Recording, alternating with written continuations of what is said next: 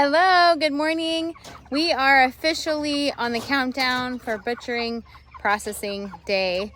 Our chickens are 7.5 weeks old, and we're going to be butchering them at 8.5 weeks old. So we have 1 week left. Today's Sunday. We're going to be butchering on Thursday, so just less than a week away. The birds are looking good.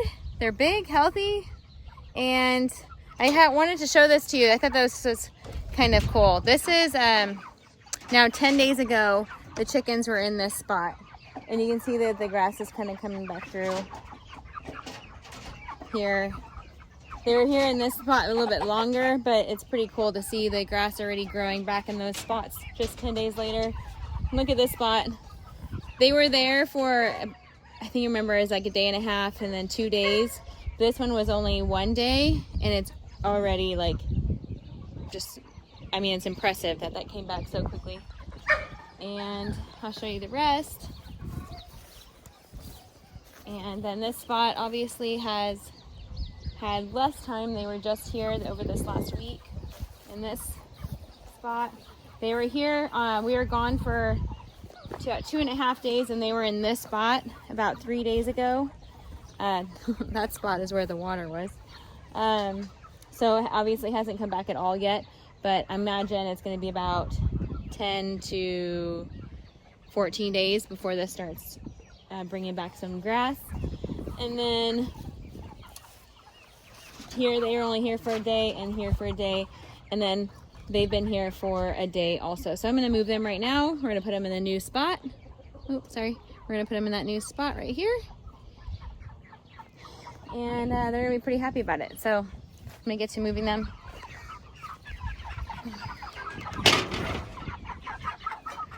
I don't know if I can set this down somewhere so you can see this.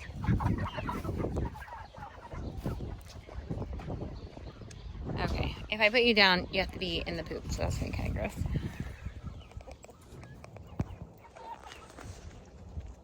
Okay.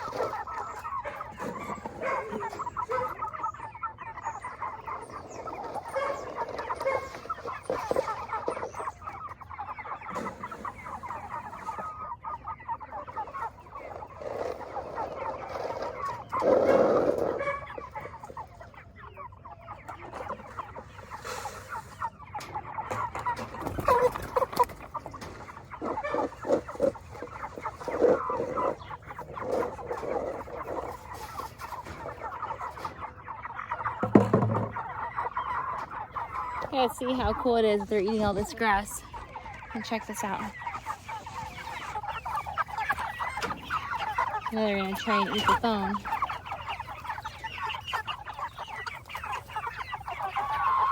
Look at all that goodness for them. So good. Also, it's so good for our soil. All the nitrogen from their poop goes into the soil. Make great grass for them for next time. They'll dig for insects and worms, but also eat the grass. Pretty cool. Oh, that one came and got my finger. They'll also try and eat your fingers. Go on, go eat.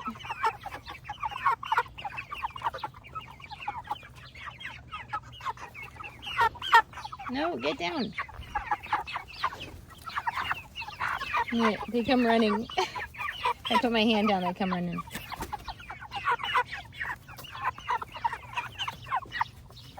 It's dangerous in there. I saw another YouTube video. I'm thinking about maybe ordering it, but it's for like butchering day. It has like a hook on it, and you can reach far inside the coop, and it just hooks onto their legs, and you can just bring them in, because you wouldn't think about it actually being difficult to capture these birds on processing day. And it's like you got to keep moving, so it's like 6 birds at a time you dispatch, and then you move on to the next set. And so it's a big task getting in here, and then they all funnel into the corners, and it's hard to get them, and you're crunched down in these little spots. So I was thinking about looking that up and possibly ordering that. I'm trying to remember maybe it wasn't YouTube, I think it was Instagram. I think it's called the Chicken Reality, if I remember right. But I thought that was awesome. And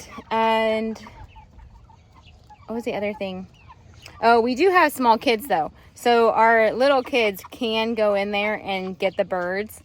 So that's, obviously our primary scenario, but we also need all hands on deck when it comes to actually gutting the birds and finish the plucking after we put them through the plucker. We have the kids also finish like the last plucking of the, whatever the feathers doesn't come out with the process. So, gotta pick and choose where you want them, but it's gonna be a busy, full day. 54 so far, 54 meat birds. I cannot believe how cool it is that we have 54. We had one die, and it was right at the beginning. I don't know, it like threw up and died. Super weird. But yeah, we started with 55 and now we're at 54. And they started crowing. A couple of the roosters started cock-a-doodle-doing in the morning. It's pretty funny. They're not good at it because they're so young. But it's time. That means it's about time for butchering. But they are healthy. They're big. I'm very curious how much they weigh. So we'll see. But I'm going to put the food in here so that they get very happy. So let me show you. My husband had this bright idea of putting the food down here, so they all come running to it. Look at them. They all come running to it, and then it gives you an opportunity to run over here really fast and try and put it in. Oh, they dropped it.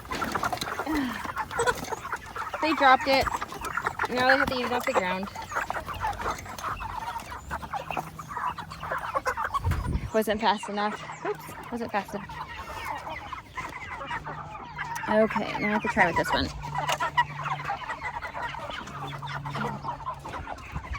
I think I can set you up. I can't see it. Can I take it off this one? Does it peck me?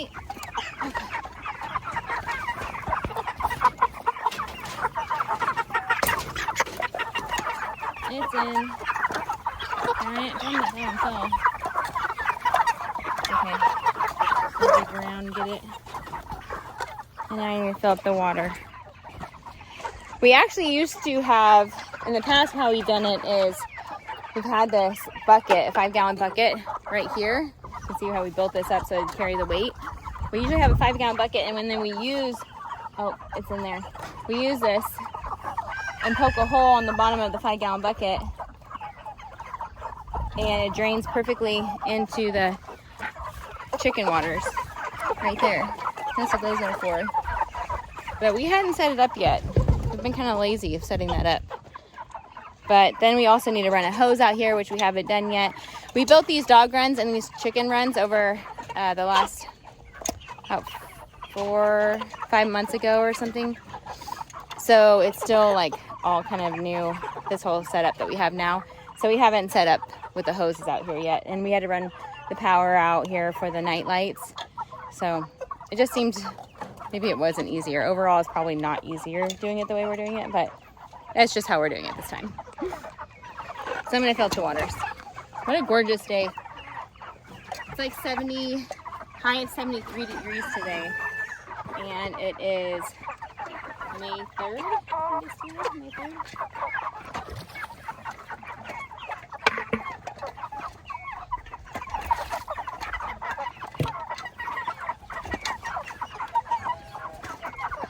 It's my son's last baseball game for the season. He's so excited to play, and he's going to be so sad that the season's over. He's 6. And he has a true passion for that. Baseball, soccer, anything he actually does, he just loves doing it. Swimming. And same with my daughter. Yesterday she was at my parents' house, and I have to try and get a picture on here, but she saw a rattlesnake in the chicken coop.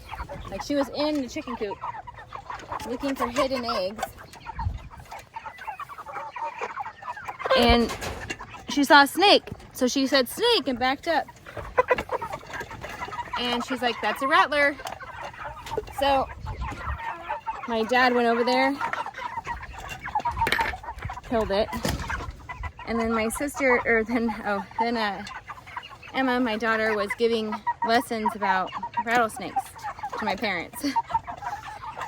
She identified that it was a male, and she told them how come she knows that, and she like flipped it over. She was so excited. She loves reptiles, all reptiles. She loves frogs and snakes. She just loves them, and studies snakes especially. And so she had this incredible knowledge of the rattlesnakes. Unbelievable. She wasn't scared of it. She knew exactly how to respond to it. She was prepared.